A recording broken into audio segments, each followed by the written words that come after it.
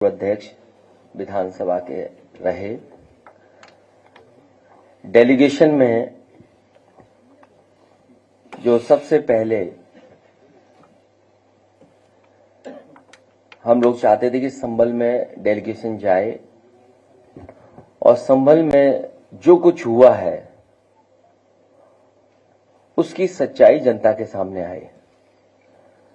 इसके लिए समाजवादी पार्टी ने दोनों सदनों के नेता प्रतिपक्ष, जिसमें सबसे पहले आदरणीय माता प्रसाद पांडे जी, लाल बिहारी यादव जी, श्यामलाल पाल समाजवादी पार्टी के प्रदेश के अध्यक्ष, सांसद हरिंदर मलिक, सांसद रुचि वीरा, सांसद इकरा हसन, सांसद जियाउर रहमान बर्क, सांसद नीरज मौर्य, पार्टी के नेता कमाल अख्तर, रविराज मेहरोत्रा जी, नवाब इकबाल महमूद साहब, पिंकी यादव, असगर अली अंसारी, जयवीर सिंह यादव, शिव शरण कश्यप से लेकर के ये तमाम साथी जाकर के संभल के लोगों से बातचीत करना चाहते थे।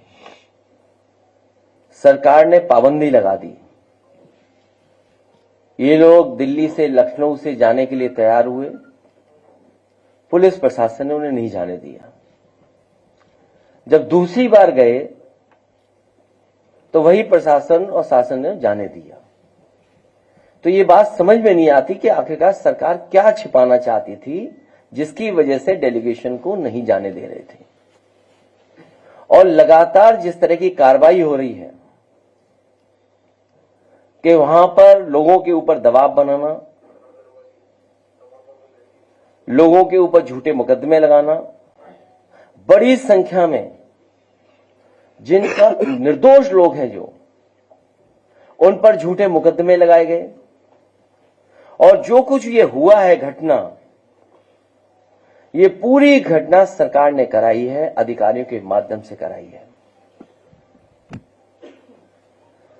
जो घटनाक्रम है, आखिरकार इतनी जल्दी क्या थी सर्वे को लेकर के?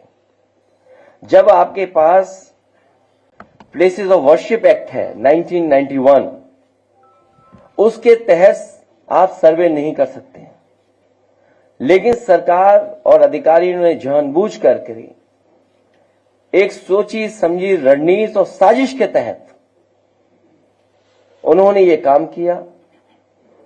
और जिन लोगों की जान गई है, ये दंगा नहीं है, ये प्रशासन की गोली से गई है जान। गोली अगर कहीं से चली है तो प्रशासन ने चलाई है। आज भी कोई सच्चाई नहीं जानता है कि आखिरकार जिलाधिकारी या वहां के बहुत सारे वरिष्ठ अधिकारी उन पर दबाव क्या है, किस कारण ये इस तरीके का काम कर रहे हैं जो अनडेमोक्रेटिक है, अनकॉन्स्टिट्यूशनल है। जहां पर अभी भी कार्रवाई चल रही है,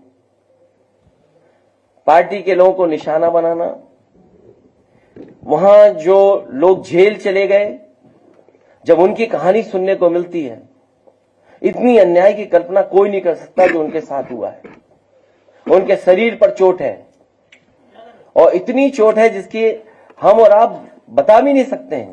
पूरा शरीर काला कर दिया, बहुत पीटा है, इतना पीटा कि जान चली जाती। और उन पर दबाव बना रहे हैं कि जैसा प्रशासन चाहता है वैसे बयान दीजिए आप। जब हमारी पार्टी के विधायक और लोग गए मिलने तो उसके बाद सस्पेंशन हो गया अधिकारियों का, और सस्पेंशन भी जाति के आधार पर हुआ। और फिर बैलेंस करने के लिए फिर एक सस्पेंशन किया गया। ये कहां की सरकार है?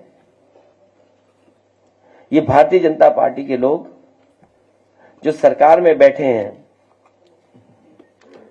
ये भाईचारा के पक्ष में नहीं है, ये दरारवादी पार्टी है। भारतीय जनता पार्टी दरारवादी पार्टी है, दरारवादी पार्टी। इनके लिए इंसान के जीवन का कोई मोल नहीं है, क्योंकि उसी से वो राजनीति करना चाहते हैं, उसी से राजनीतिक लाभ लेना चाहते हैं। भाजपा के अगर काम देखें हम लोग या पिछले इतने कार्यकाल का जो हम आकलन करें तो ये भारतीय जनता पार्टी हृदयहीन पार्टी है। इतनी घटनाएं होने के बाद भी कोई सिंपैथी नहीं किसी के लिए। और उत्तर प्रदेश में कोई एक घटना नहीं हो रही है, लगातार होती जा रही है। जिले उठा करके देख लीजिए किस तरह की घटनाएं हो रही हैं। और तब जब ये नारा लगाते थे कि जीरो टॉलरेंस है, जीरो टॉलरेंस की सरकार है, इस सरकार में न्याय मिलना और न्याय के साथ साथ लोगों की सुनवाई हो, इस सरकार में कहीं दिखता नहीं है सुनवाई भी। भाजपा सरकार के दो पड़ले हैं, एक है पीडीए के खिलाफ अन्याय और दूसरा है भ्रष्टाचार। अन्याय तो हम लोग आप लोग जानते ही हैं और भ्रष्टाचार को लेकर के तो अब तो चर्चाएं आम हो गई हैं। उन्हीं के अपने लोग भ्रष्टाचार के किस सीमा तक एक दूसरे पर आरोप लगा रहे हैं। ये बात तो पत्रकार साथी ज्यादा समझते होंगे या राजनीति को जो समझते होंगे वो बेहतर समझते होंगे कि कौन किस पे आरोप लगवा रहा है भ्रष्टाचार के। लखनऊ वाले दिल्ली पर और दिल्ली वाले लखनऊ पर लगवा रहे हैं। भाजपा सरकार के दो पड़ले हैं, एक है पीडीए के खिलाफ अन्याय और दूसरा है भ्रष्टाचार। इन दोनों में कभी एक पड़ला ऊपर हो जाता है तो कभी दूसरा। इसी डिसबैलेंस को छुपाने के लिए संभल जैसी साजिश की गई है। और जो इलेक्शन में लूट हुई थी कुंदरकी में, मीरापुर में, उसको छिपाने के लिए भी संभल जैसी घटना हुई है। जानबूझ कर करके कुंदरकी का जो वोट की लूट हुई, जो पुलिस प्रशासन के माध्यम से वोट पड़वाए गए, जो वीडियो निकले, तस्वीरें आई, उससे आम जनमानस जान गया कि इन्होंने चुनाव नहीं कराया, इन्होंने पुलिस के माध्यम से वोट लूटे हैं। और वही सरकार कह रही है कि अगर कुंदरकी जीत सकते हैं तो मीरापुर मिल्कीपुर क्यों नहीं। और मैं एक बार फिर कहता हूं कि संभल की घटना नहीं थी, ये बहुत बड़ी साजिश और षड्यंत्र था। जो खोदने वाले लोग हैं वो रुकने वाले नहीं हैं। अभी हाल ही में इन्होंने आगरा में भी एक एएसआई की संरक्षित बिल्डिंग को गिराने का काम किया। और आगरा में जब जानकारी लोगों को हुई, समाजवादी पार्टी ने अपने तमाम प्लेटफॉर्म पे जब बात ये उठाई तो न केवल वो प्रोटेक्टेड बिल्डिंग को रोका गया, बल्कि जो तोड़ना चाहता था उसके पीछे टीम लगा करके भेज दिया गया है। सुनने में आया वो आगरा से फरार है, लेकिन जो जानकारी मिल रही है, जानकारी है कि विक्रमादित्य और कालिदास के आसपास ही कहीं वो है। जो सोचिए, एएसआई की प्रोटेक्टेड बिल्डिंग को तोड़ रहा था ठेकेदार, वो अधिकारियों से मिलकर के कोई कारोबार बड़ा करना चाहता था, वही वहां से फरार है। लेकिन यही विक्रमादित्य मार्ग और कालिदास मार्ग के आसपास कहीं छिपा हुआ है। आप में से बेहतर जानते होंगे वो कहां छिपा होगा।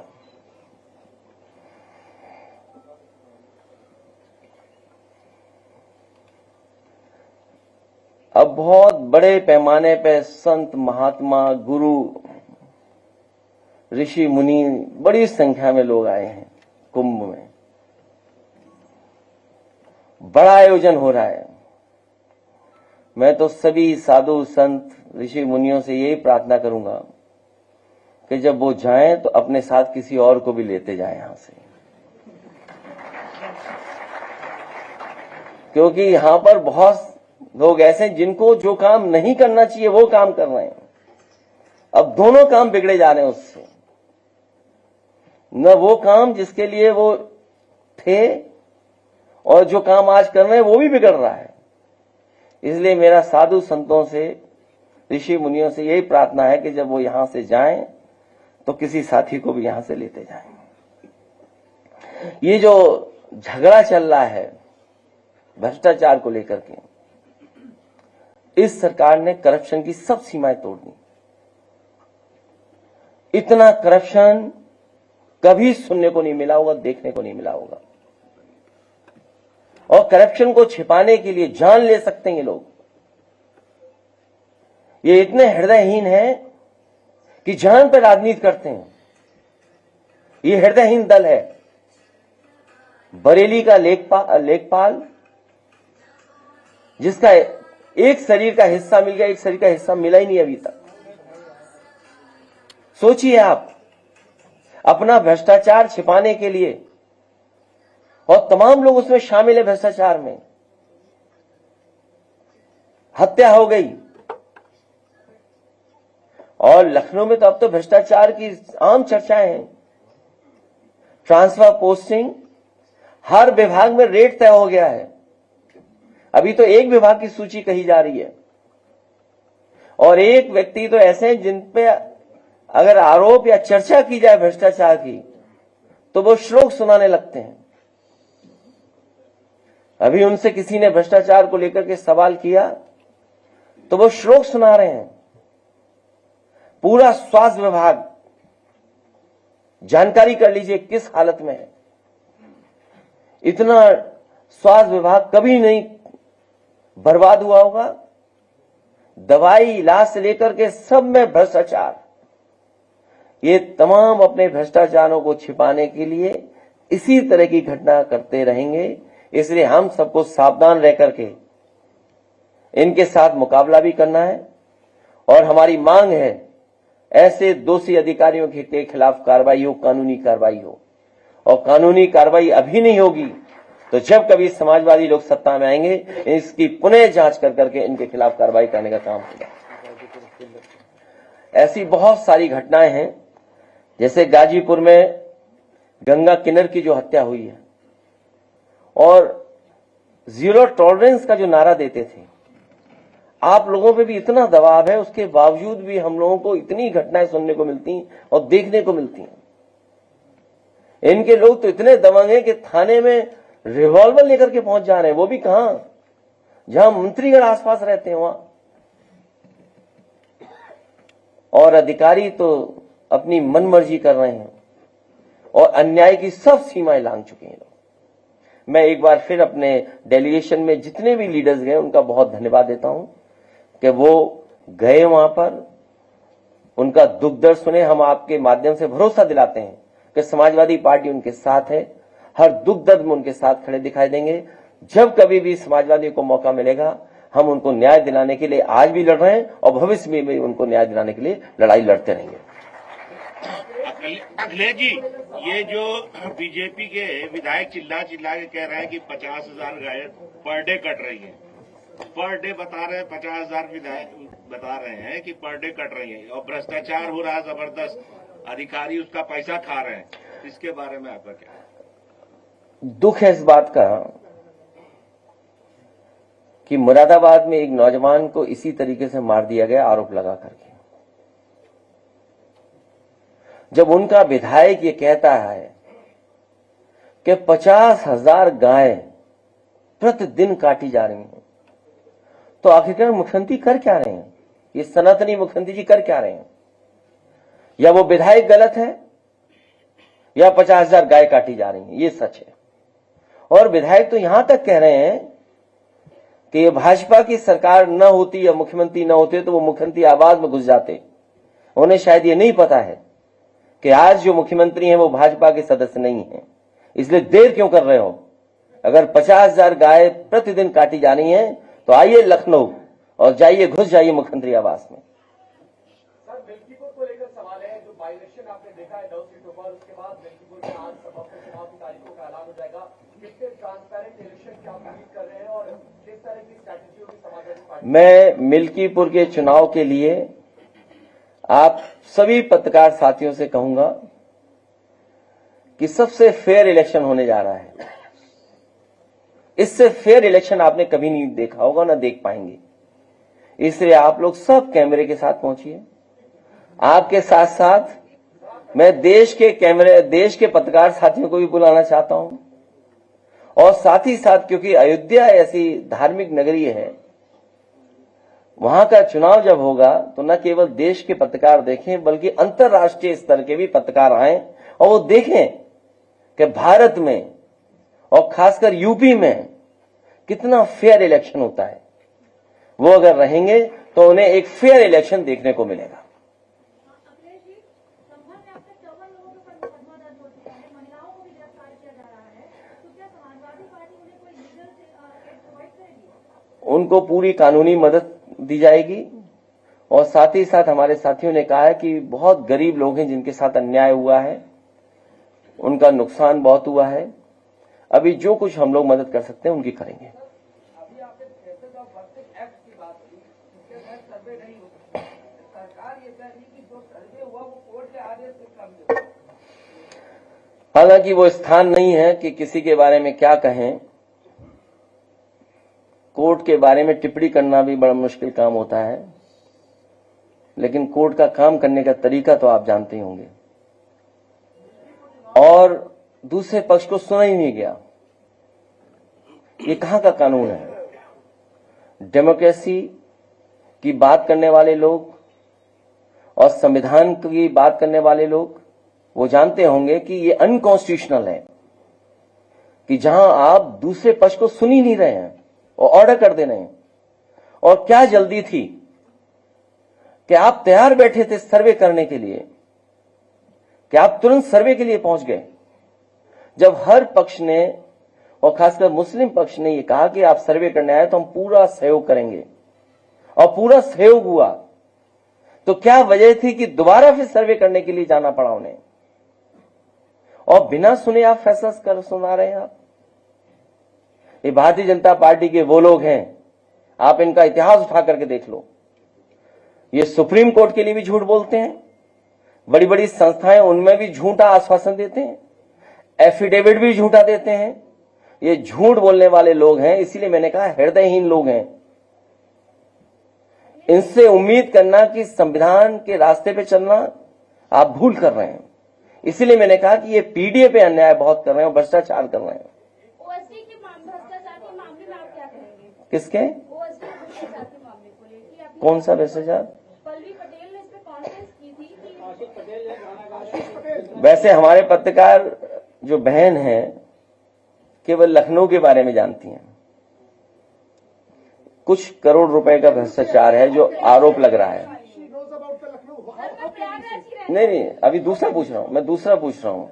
आज टाई लगा के आए एक पत्रकार। 2022 के बाद अब आ रहा हूँ। मैंने कहा है कि नए साल पे गुस्सा नहीं करना है। हमारे पत्रकार साथी जो सवाल पूछ रहे हैं भ्रष्टाचार के, इसीलिए मैं कह रहा हूं कि अपना भ्रष्टाचार छिपाने के लिए ये लोग कुछ भी कर सकते हैं। और जो लोग कहते थे हम जीरो टॉलरेंस है भ्रष्टाचार को लेकर के, उन्हीं के लोग आरोप लगा रहे हैं। और केवल एक विभाग में नहीं है भ्रष्टाचार। स्वास्थ्य विभाग का पता कर लीजिए, सीएमओ की पोस्टिंग कैसे हो रही है। एक सुनने में आया था कि दवाई पर छापा पड़ा था, एक दवाई के गोदाम पे नकली दवाइयों को लेकर के। उस रिपोर्ट का क्या हुआ? रफा दफा हो गया। अपॉइंटमेंट कैसे हो रहे हैं? और मैं आपसे कह रहा हूं, मेडिकल के लिए, एजुकेशन के लिए, शिक्षा, स्वास्थ्य विभाग का दोनों का मिला लें अगर हम, यहां से बगल में लोहिया इंस्टीट्यूट है, हमें इस बात की आपत्ति नहीं है कि किसी प्रदेश के आए और हमारे यहां नौकरी करें, कोई आपत्ति नहीं हमारे उस पर। लेकिन सवाल यह है कि एक ही इंस्टीट्यूशन के इतने लोग कैसे नौकरी पा रहे हैं? 250 लोग नौकरी पा गए हैं एक दो कोचिंग की उसी इंस्टीट्यूशन से।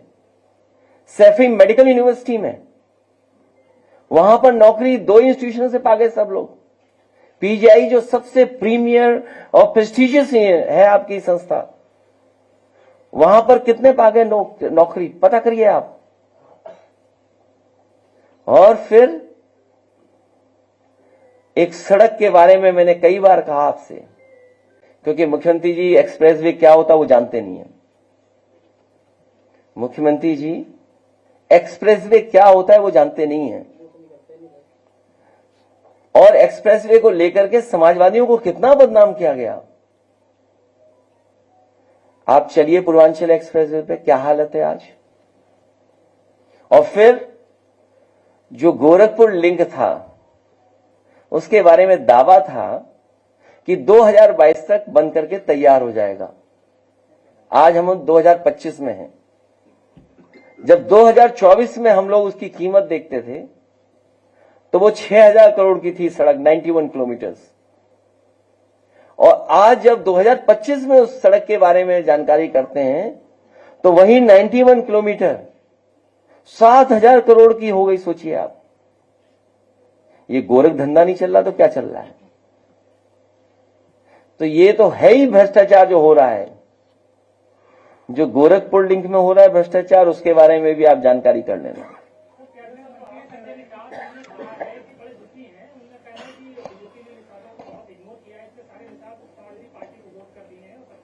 वो अपना रेट बढ़ा रहे हैं।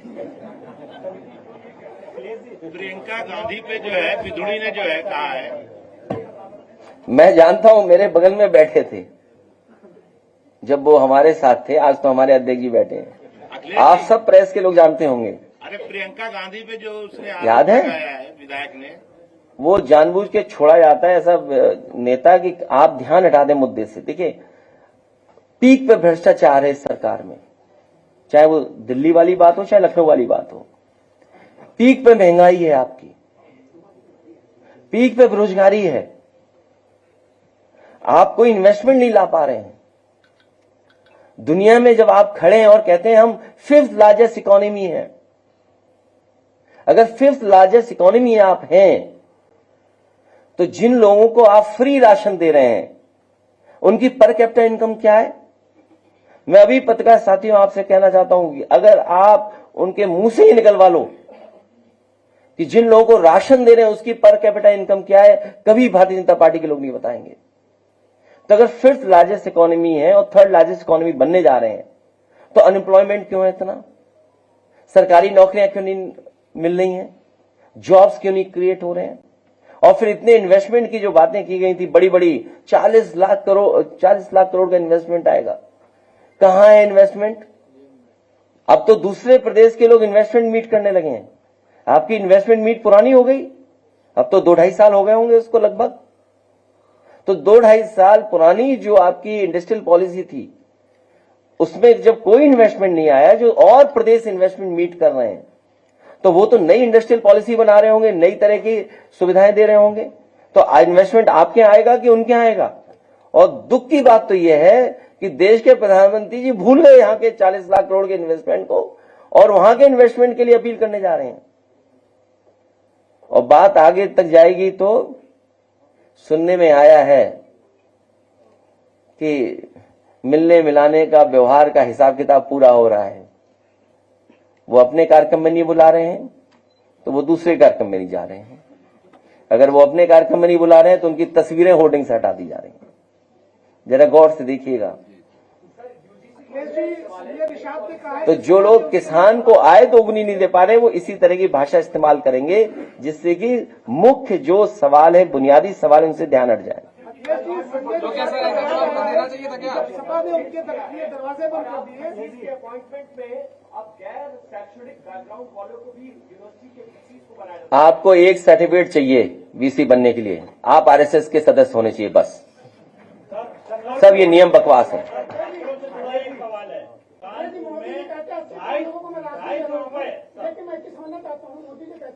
मैं 80 करोड़ लोगों को फ्री राशन दे रहा हूँ, फिर उसी मन से कहते हैं 25 करोड़ लोग गरीबी रेखा से बाहर आ जाएं, इन 80 करोड़ की जनसंख्या कम क्यों नहीं हो गई? ये आपका सवाल एकदम ठीक है। इसी बात को तो हम लोग नहीं समझ पा रहे हैं कि आखिरकार 80 करोड़ लोगों को आप राशन दे रहे हैं और फिर कहते हैं कि हमने गरीबी रेखा से बाहर निकाल दिया। आखिरकार आपकी गरीबी मानने का मानक क्या है? आप गरीब किसको मान रहे हैं? क्या कोई मानक है आपके पास जिससे गरीबी का आप आकलन कर सकेंगे कि ये गरीब है? यहां तो हम सब गरीब बैठे लोग हैं।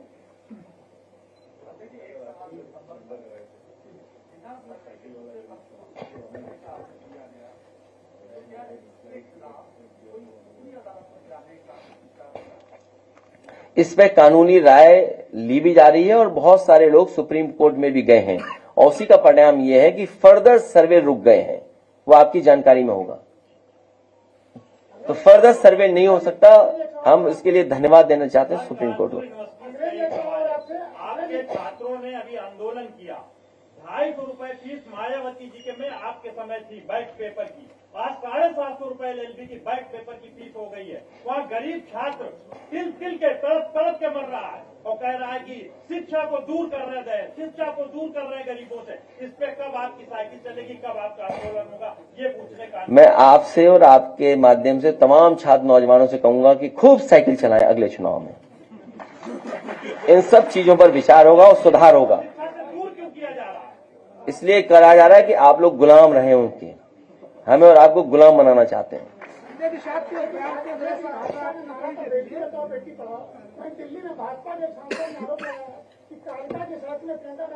वो बात मैं कह चुका हूं। वो ध्यान हटाने के लिए जानबूझ करके इस तरह के लोगों को छोड़ा जाता है।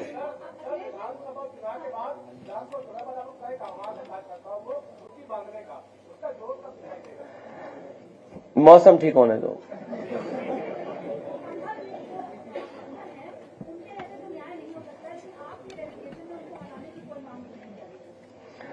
उनको हटाए भी नहीं जाएंगे क्योंकि वो प्रिय हैं सरकार के और सरकार उनसे गैर कानूनी काम करवा रही है।